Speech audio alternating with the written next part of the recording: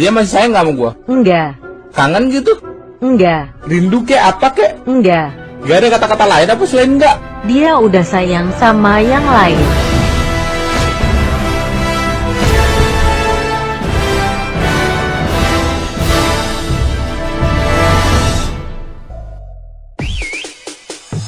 Hai guys, di episode ke-8 kali ini kita akan membahas masalah 4 takjil terfavorit di tempat saya.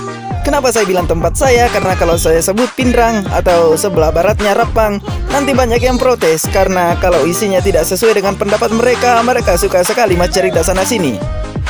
Padahal survei ini saya lakukan sendiri. Akaboto kuasa survei napa noko-noko. Ya, hidup itu memang indah kawan. Kita yang menikmati, orang lain yang mengomentari.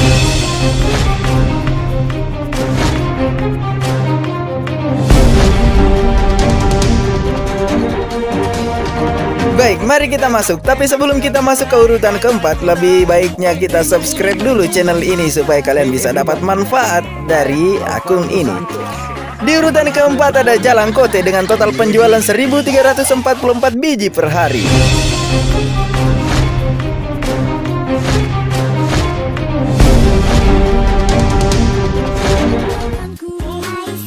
Kue saja di sini memang salah satu kue favorit di kala berbuka. Rasanya juga enak, mulai dari rasa pedas, rasa sempurna, bahkan ada juga Jalangkote rasa keju.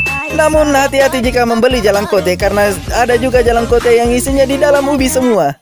Ini namanya Jalangkote rasa mafia pajak, menyembunyikan kebusukan di balik kemulusan. Bapak ini jangan tanya macam-macam, yang inti-inti saja. Iyalah. Tidak tahu. Tidak aja mau begini yang ini. Tidak tahu, Pak. Sementara Jalangkote berjaya di urutan keempat dibayang-bayangi oleh bakwan goreng di urutan ketiga. Itu bawang goreng, bakwan goreng. Iya, bakwan goreng mencapai penjualan 1346 biji per hari. Takjil jenis ini juga merupakan makanan favorit karena harganya yang sangat murah, cuma 2 juta per 1000 biji. Saya kadim.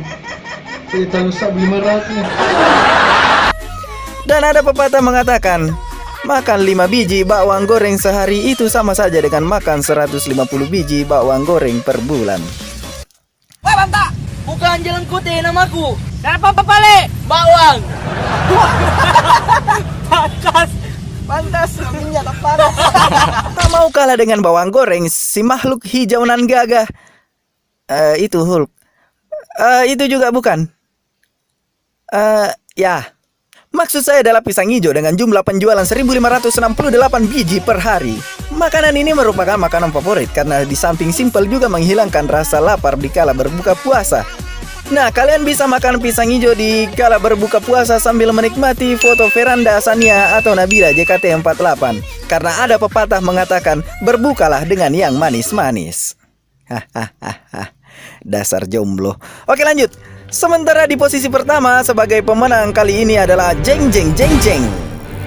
Nasu Paleko.